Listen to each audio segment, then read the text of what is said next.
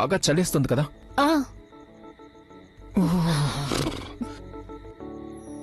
పళ్ళు కొట్టుకుంటున్నాయా? అవును. నువ్వు నాకు ముందే ఎందుకు చెప్పలేదు? ముందే చెప్తే మాత్రం మీరేం చేసేవారు అసలు? Yeah, that's also there. నేనేం చేసేవాడిని? నా ఈ షర్ట్ కూడా తడిచిపోయింది, లేదంటే నీకు ఈ షర్ట్ ఇచ్చి ఉండేవాడిని. కానీ నీకెందుకు ఇంత చలిగా ఉంది ఇప్పుడు? ఆ రోజు జ్యువెలరీ స్టోర్ లో కూడా నీకు చలేసింది, ఇప్పుడు ఈ రోజు కూడా చలేస్తుంది. నా దగ్గర ఫోన్ కూడా లేదు కదా, అది కారులోనే ఉండిపోయింది. కార్తో పాటు ఫోన్ కూడా దొంగిలించబడింది. లేకపోతే ఇంటికి ఫోన్ చేసి వేరే కారు పంపించమని చెప్పేవాడిని. మీరు టెన్షన్ పడకండి, నేను బాగానే ఉన్నాను.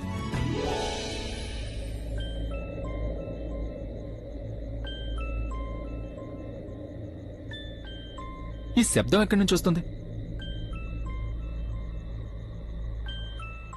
తెలీదు.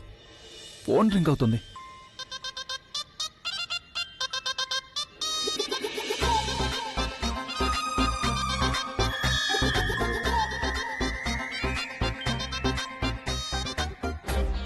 ఏం చేస్తున్నారు?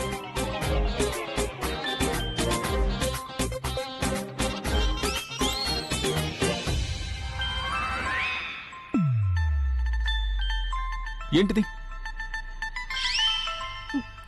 ఇది నా ఫోను. నీ దగ్గర ఫోన్ ఉందా? అందరి దగ్గర ఉంటుంది కదా. మరి నీ దగ్గర ఫోన్ ఉందని నువ్వు అసలు నాకెందుకు చెప్పలేదు? అంటే అది నేను అది కార్ దొంగతనం అయిందన్న టెన్షన్ లో మర్చిపోయాను. కిందటి నుంచి పిచ్చోళ్ళ చెప్తున్నాను, కారుతో పాటు ఫోన్ కూడా పోయింది, నాకు ఫోన్ కావాలి అని. కానీ నువ్వు అయినా నీ ఫోన్ ని చున్నీలో ఎందుకు దాచిపెట్టుకున్నావు? నువ్వు వర్షంలో తడవకుండా ఉంటుంది అని. ఇప్పుడైనా ఫోన్ తీస్తావా? అమ్మ ఫోన్ చేస్తోంది, మాట్లాడు. హలో. హలో ప్రజ్ఞ, ఎప్పటి నుంచో నీ ఫోన్ ట్రై చేస్తున్నాను, నెట్వర్క్ దొరకడం లేదు. నువ్వు ఫోన్ చేయడానికి వెళ్ళావు కదమ్మా, అక్కడి నుంచి బయలుదేరావా? అమ్మ అది ప్రవీణ్ ఎక్కడున్నాడో అడుగుతానని అతను ఫోన్ కలవటం లేదు, స్విచ్ ఆఫ్ అని వస్తుంది. ఒక్క నిమిషం అత్తయ్య, అడుగుతాను. ప్రజ్ఞ, ఏమైందో చెప్పమ్మా. అమ్మ అది ప్రవీణ్. ఏమైంది? అత్తయ్య ఒక్క నిమిషం ఆగండి, చెప్తోంది తను. మనం ఎక్కడున్నామని అమ్మ నన్ను అడుగుతోంది. చెప్పేవచ్చు కదా, పోలీస్ స్టేషన్ బయట కారు దొంగిలించబడింది, ఇప్పుడు మనం మార్చ్ ఫాస్ట్ చేసుకుంటూ వస్తున్నామని. ఓకే. పోలీస్ స్టేషన్ అని మాత్రం చెప్పదు, ఎందుకంటే పోలీస్ స్టేషన్ అని పేరు వింటే ఆవిడ అడుగుతారు కదా మనం పోలీస్ స్టేషన్ దగ్గర ఏం చేస్తున్నామని. ప్రవీణ్ ఇమేజ్ పాడైపోతుంది. మరి ఇప్పుడు ఏం చెప్పాలి? ఐడియా, ఆంటీకి చెప్పు, ప్రవీణ్ నువ్వు ఇంకా నేను వెదర్ ని ఎంజాయ్ చేస్తున్నామని. సూపర్ వాతావరణం కదా. నేను మా అమ్మతో అబద్ధం చెప్పలేను. ఆదర్శవంతమైన అమ్మకి సంస్కారవంతమైన కూతురా, ఏమని చెప్తావు? వర్షం పడుతుంది, పాట పాడి డాన్స్ చేస్తున్నావునా? ఒకవేళ నీకు అబద్ధం చెప్పాలని లేదంటే మరి నువ్వు నా దగ్గరికి ఎందుకు వచ్చినట్టు? మీరు వదిలేయండి, నాకు తెలుసు నేనేం చెప్పాలో. మరి నీకు తెలుసు అంటే నువ్వు నాతో టైం పాస్ చేస్తున్నావా? హలో. ఏంటి హలో? కాల్ చేసి ఎందుకు హోల్డ్లో పెట్టావు? అవితో మాట్లాడుతున్నావు కదా, నాతో కూడా మాట్లాడించొచ్చుగా. కుదరదు. నువ్వెందుకు అవును కాదని జవాబు చెప్తున్నావు?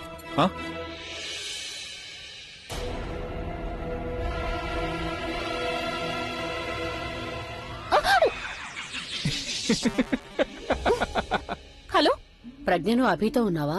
అమ్మ నేను ఆయనతో డేట్కి వెళ్ళినప్పుడు ఆయనతో పాటే కదా ఉంటాను. సరిగ్గా చెప్పావు. అభి ముందే చెప్పాడు కదా ఈ రాత్రికి నీ బాధ్యత తనే తీసుకుంటానని. నువ్వెంతసేపట్లో వస్తావమ్మా? నువ్వేవి టెన్షన్ పడకమ్మా, బండి పాడయింది, కాస్త ఆలస్యం అవుతుంది, కానీ జాగ్రత్తగా వచ్చేస్తాను. ప్రజ్ఞ ఎంతసేపు పడుతుంది ఇంకా? ఓ, ఇన్ని ప్రశ్నలు అడుగుతావేంటి? అభితో కలిసి ఉంది కదా, తను వచ్చేస్తుందిలే. అత్తయ్య, ప్రజ్ఞ వాతావరణం చాలా బాగుంది, దాన్ని అవకాశంగా తీసుకో. మీరెందుకు ఏదేదో మాట్లాడుతున్నారు? అది సరే గాని ప్రజ్ఞ, నువ్వు అభితో పాటు ఉన్నావు కాబట్టి నాకిక దేని గురించి టెన్షన్ లేదు, సరేనా? జాగ్రత్తగా ఉండమ్మా, అలాగే త్వరగా ఇంటికి వచ్చేసి. దేవుడి దయ వల్ల ఈ రోజు రాత్రికే కాదు, ప్రతి రాత్రి నువ్వు అభితోనే ఉండాలి. అలాగే జరుగుతుంది. ఏంటి అలాగే జరుగుతుంది? ఉంటానమ్మా.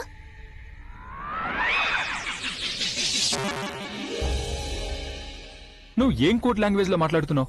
అవును కాదు, నిజం అబద్ధం అంటున్నావు. ఇప్పుడు నువ్వు ఎండ్లో ఏమన్నావు? నువ్వు అలాగే జరుగుతుందని. అలా ఏం జరుగుతుంది? అది నేను చెప్పాను కదా, కారు పాడైంది అని. అప్పుడు అమ్మ ఏమనిందంటే టెన్షన్ పడొద్దు, అంతా సర్దుకుంటుంది అని. అప్పుడు నేను అన్నను అలాగే జరుగుతుంది అని. ఇంకా ఇంకా అంతా బానే ఉంది. దానికి మీ అమ్మగారు ఏమన్నారు? నేను మీతో ఉన్నాను అంటే తనకేమాత్రం టెన్షన్ ఉండదు అని అంది. అలా అన్నారు ఆవిడ? ఆ. షట్, ఏమైంది? అరే నేను మీ అమ్మకి ప్రామిస్ చేశాను కదా ఈ రోజు నీ బాధ్యత నేను తీసుకుంటానని. కానీ నేను నిన్ను ఈ రాత్రి పూట ఇలా ఇక్కడ నిర్మానుష్యమైన చోట అసలు నా దగ్గర ఇప్పుడు ఏమీ లేదు. కనీసం మ్యాజిక్ చాపు కూడా లేదు దాని మీద కూర్చోబెట్టి ఇంటికి తీసుకెళ్ళడానికి. ఏం చేయాలి? నాకు నీ ఫోన్ ఇవ్వు.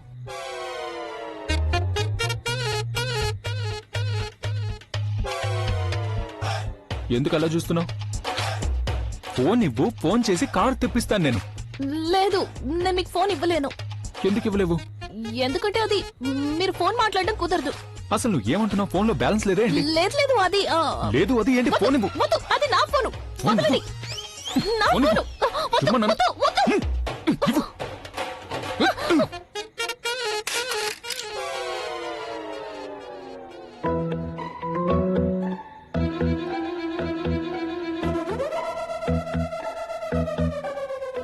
సారీ.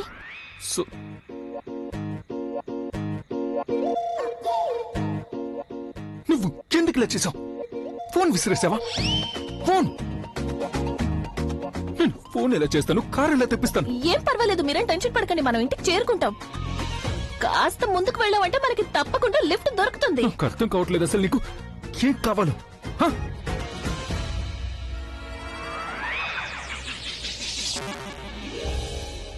అలా చూడు, అదిగో ఆటో వస్తుంది. కానీ లోపల ఎవరు ఉన్నట్టున్నారు. అయితే ఏమైంది? ఆమె రాక్ స్టార్. నన్ను చూడగానే లోపల నువ్వు వాళ్ళ ఆటోని ఆపమంటారు. అలాగా? మరి నేను ఆపమంటే ఫ్లైట్ ని ఆపేస్తారు. అది కేవలం ఒక ఆటోనే కదా. ఆవ్! అరే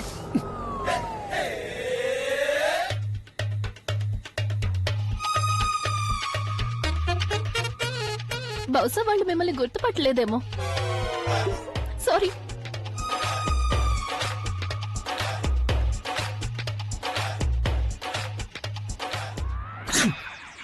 బ్లెస్ యూ.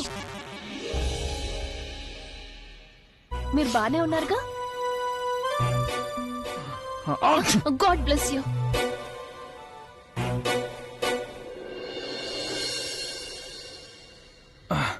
ముందు వర్షం నీళ్ళు, ఆ తర్వాత రోడ్డు మీద నీళ్ళు. అచ్చు! ఏం చేయాలి ఇప్పుడు? నేను మీకు ఎన్నిసార్లు చెప్పాను టెన్షన్ పడకండి అని. నేను ఇంటికి చేరుకుంటానులేండి. మీరు వర్షంలో తడిచిపారు కదా, జలుబు చేయకుండా ఎలా ఉంటుంది? నేను ఎలాగోలా ఇంటికి వెళ్తానులేండి. మీకు ఒంట్లో బాగాలేకపోతే నేను ఇంటికి ఎలా వెళ్తాను? ఉండండి, ఒక్క నిమిషం. ఇదిగోండి, మీకు కాసేపట్లో తగ్గిపోతుంది. ఒకవేళ నేను ఇంటికి వెళ్ళినా కూడా మీకు ఒంట్లో బాగాలేదు అంటే టెన్షన్ గా ఉంటుంది కదా. మీ గురించి కంగారు పడుతూ ఉంటాను అందుకే.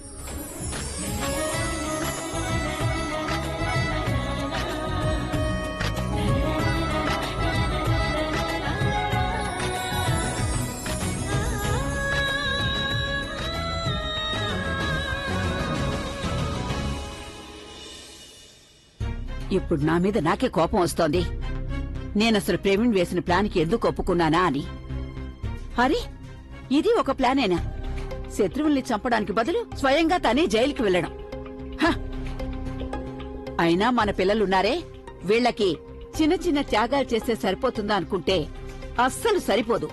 ఇక ఈ భగవంతుడు ఈయన కూడా నా పిల్లల్ని పరీక్షించడంలో అసలు అలసిపోవడం లేదు. ఇప్పుడు అసలు ఏమవుతుందో అర్థం కావడం లేదు.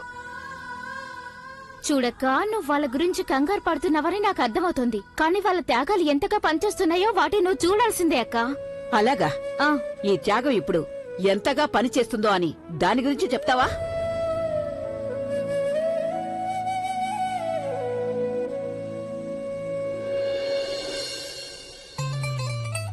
అక్క, ఇందాక కాసేపటి క్రితం నేను ఆలియా ఇంకా తన్నుల గది ముందు నుండి వస్తూ ఉన్నాను. వాళ్ళు మాట్లాడుకుంటుంటే నేను సైలెంట్ గా విన్నాను. నేనేమైనా కావాలని విన్నానా ఏంటి చెప్పు? నేను అటు నుండి వస్తుంటే నాకు వాళ్ళ మాటలు వినిపించాయి, అందుకే నేను దొంగలాగా విన్నానంతే. ఇప్పుడు నువ్వు వింటే నువ్వు కూడా టెన్షన్ నుండి ఫ్రీ అవుతావు. ముందు నాకు నువ్వు చెప్పు, అసలు ఏం విన్నావో. అక్క, అభి ప్రజ్ఞ ఒకటిగా కలుసున్నారని మాట్లాడుకుంటుంటే విన్నాను. అభి ప్రవీణ్ ని కలవడం కోసం ప్రజ్ఞ తీసుకుని వెళ్ళాడు. ఇక తను అక్కడి నుండి ప్రజ్ఞని ఇంటి దగ్గర దింపడానికి కూడా వెళ్తాడు. నువ్వు ఆలోచించు, వాళ్ళిద్దరు ఒకటిగా కలుసుంటే అప్పుడేమైనా జరగచ్చు కదా అక్క? ఏవైనా జరగచ్చంటే? అక్క, ఏంటి నువ్వు అప్పుడప్పుడు చిన్నపిల్లలాగా మాట్లాడుతుంటావు? నీకు అసలేమీ అర్థం కాదు. అలాగా? అయితే మరి నువ్వే చేయొచ్చు కదా, నాన్నమ్మ లాంటి మాటలు. అక్క, కాస్త ఆలోచించు. ఇద్దరు ప్రేమించుకునే చక్కటి ప్రేమ జంట ఒంటరిగా ఒకటిగా ఉన్నారంటే, ఒకరికొకరు తోడుగా ఉంటే అప్పుడు ఏమైనా జరగొచ్చు కదా వాళ్ళకి. ఆ? అంటే అంటే ఏముందక్క, వాళ్ళిద్దరు ఒకరికొకరు మనస్ఫూర్తిగా మాట్లాడుకుంటారు, ఒకరితో ఒకరు మనసులో ఉన్న మాటలు మాట్లాడుకుంటారు, అలాగే ఒకరికొకరు దగ్గరవుతారు కూడా. అంటే వాళ్ళు ఒకరి చేతిని ఒకరు పట్టుకునే అవకాశం కూడా ఉంటుంది. ఆ, ఒకరి చెయ్యొకరు పట్టుకోగలరు. అలాగే ఒకరినొకరు గట్టిగా హత్తుకునే అవకాశం కూడా ఆ, ఉంటుంది. హత్తుకునే అవకాశం కూడా ఉంటుంది. కానీ నువ్వెందుకు ఇప్పుడు నన్ను హత్తుకున్నావు? అక్క కాస్త ఆలోచించు. ఇక్కడైతే వాళ్ళకందరూ ఉన్నారనే భయం ఉంటుంది కదా, కానీ అక్కడ వాళ్ళిద్దరూ ఒంటరిగా ఉంటారు. ఎటువంటి భయమూ ఉండదు. కేవలం వాళ్ళిద్దరు మాత్రమే ఒంటరిగా ఉంటారు. వాళ్ళు పాటలు కూడా పాడుకుంటారు.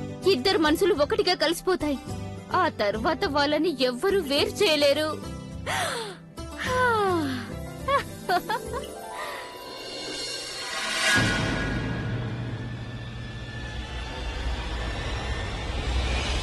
అంతే. ఇక నేను ఒక్క నిమిషం కూడా ఆగలేను. నేను వెంటనే వెళ్లాల్సిందే. ఈ అభి ప్రజ్ఞ ఎక్కడున్నారు? ఏం చేస్తున్నారు వీళ్ళిద్దరూ రోడ్డు మీద?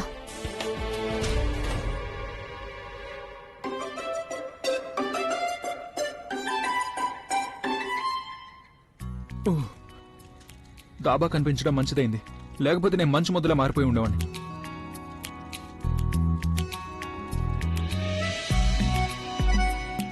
నిజానికి ఈ ఊర్లో ఇంత చలిగా ఎప్పుడు అనిపించలేదు, కానీ ఈ రోజు చలిగా ఉంది. అవునా? అది చలక నీ ఫోన్ కూడా పగిలిపోయింది. ఎంత అనుకున్నా ఫోన్ చేసి కారు కూడా తెప్పించలేం. చూస్తుంటే తను మళ్ళీ ప్రవీణ్ని గుర్తు చేసుకుని దిగులు పడుతుందేమో. లేకపోతే ఎవరికి తెలుసు, నేను తన్ని కౌగిలించుకున్నందుకు నా మీద కోపం వచ్చి అలా అయిపోయిందేమో. ఏంటవి ఇది? నువ్వు ఏం ఆలోచిస్తున్నావు అసలు? కానీ ఏం చేస్తున్నావు నువ్వు? తన మూడ్ చేంజ్ చేయాల్సి ఉంటుంది. అయినా నువ్వు ఇదంతా చేసి కూడా మాటి మాటికి తన మూడ్ని పాటు చేస్తూ ఉంటావు. ఈ రోజు నా తలరాత ఏం కోరుకుంటుందో అర్థం కావడం లేదు. ఎందుకు మాటి మాటికి అదే జరుగుతోంది? ఎందుకు మేమిద్దరం దగ్గర అవుతున్నాం? ఉన్నట్టుండి నన్ను కౌకలించుకునేసరికి ఇంతకు ముందు ఆయన మనసులో ఎలాంటి ఫీలింగ్ ఉండేదో అలాగే ఉందనిపించింది. అంటే ప్రవీణ్ వేసిన ప్లాన్ సక్సెస్ అవుతోంది. తను ఎలా చెప్పాడో అంతా అలాగే జరుగుతోంది. కానీ పాపం ప్రవీణ్ తను అక్కడ ఎలా ఉన్నాడో తెలియడం లేదు.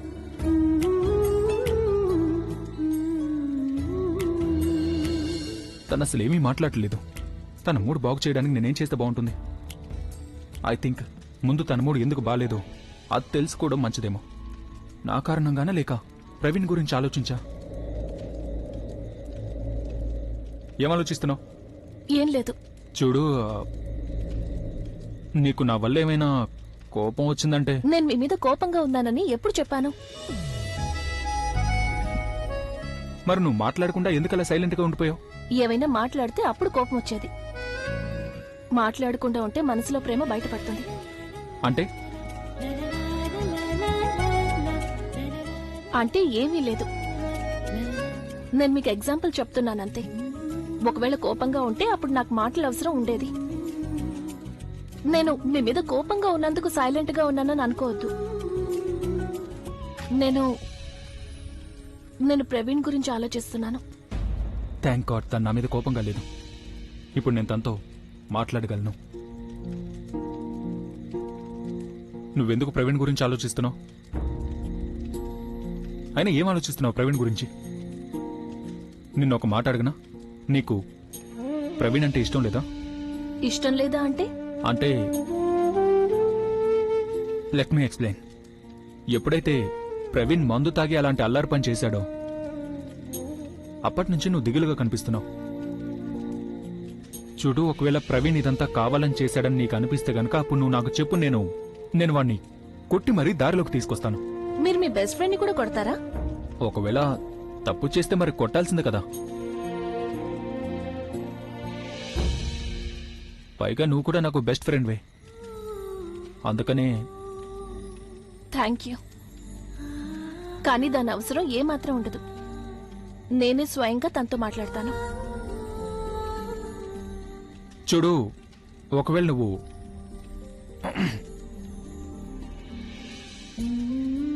ప్రవీణ్తో సంతోషంగా లేవు అంటే అప్పుడు నువ్వు వేరే బాయ్ ఫ్రెండ్ని వెతుకోవడం మంచిదేమో. వేరే బాయ్ ఫ్రెండ్ ని అంటే ఎలాంటి వాళ్ళని చూసుకోవాలి? ఎవరైతే లవింగ్గా ఉంటారో, కేరింగ్గా ఉంటారో, డేరింగ్గా ఉంటారో, అలాగే తన నీ కోరికల గురించి ఆలోచించాలి, ఇంకా నీ అవసరాల గురించి కూడా. తన్ని నువ్వు సంతోషంగా ఉంచాలి, అలాగే నీ గురించి కేర్ తీసుకోవాలి. నాకు అలాంటి బాయ్ ఫ్రెండ్ ఎక్కడ దొరుకుతాడు? దేన్నే అంటారేమో మరి, చంకలో పిల్లోని పెట్టుకుని ఊరంతా వెతకడం అని. అంటే అంటే అది నేనే.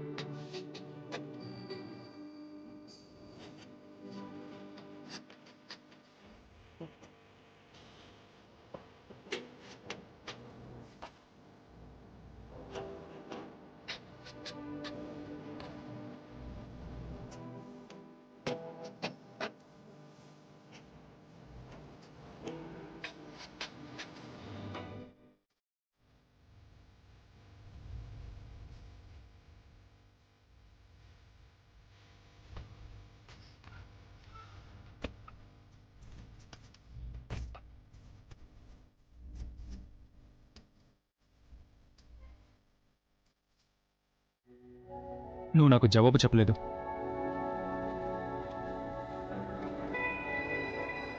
ఏం లాభం? మిమ్మల్ని నేను బాయ్ ఫ్రెండ్ చేసుకోలేను కదా. మిమ్మల్ని తను ఆల్రెడీ బుక్ చేసుకుందిగా. ఆ, అది నిజమే. అయినా నాలాంటి అబ్బాయి నీకెక్కడా దొరికే అవకాశమే ఉండదు. అలావుద్దీన్ అద్భుత దీపాన్ని రుద్దిన తర్వాత కూడా దొరకడు. మీలాంటి అబ్బాయి ఎందుకు? మీరే స్వయంగా అంటే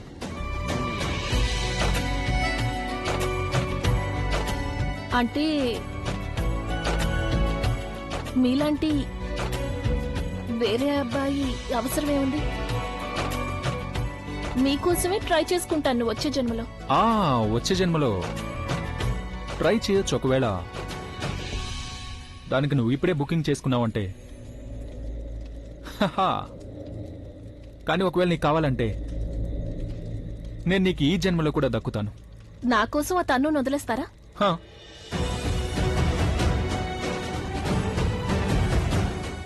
ఏంటి అంటే నా ఉద్దేశం నేను తన్ని వదిలేస్తానని కాదు.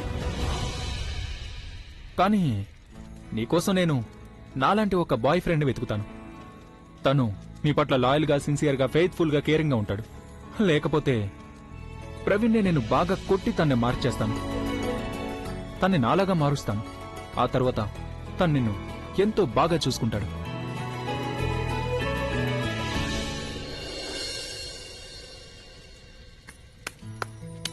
ఆ అవసరం అసలు ఏమాత్రం లేదు. మీరెదురుగా ఉన్నంత వరకు తను బానే ఉంటాడు. మీరు అలా వెళ్ళగానే మీ మీద కోపం నా మీద చూపిస్తాడు. నువ్వు దాని గురించి కంగారు పడు. దానికి నా దగ్గర ఒక ఉపాయం ఉంది. ఏంటా ఉపాయం? లేచి నిలబడు. ఎందుకు? లేచి నిలబడు. ఎందుకు? నేను చెప్తాను కదా, ముందు నిలబడు. ఏమైంది? ఒక అమ్మాయి అబ్బాయి పెళ్లి సమయంలో అగ్ని ముందు కొన్ని ప్రమాణాలు చేస్తారా? ఎందుకు చేస్తారు? ఎందుకంటే అగ్నిని సాక్షిగా అనుకుని మనం ఏవైతే ప్రమాణాలు చేస్తామో అవి అగ్నిలాగా పవిత్రంగా ఉంటాయి.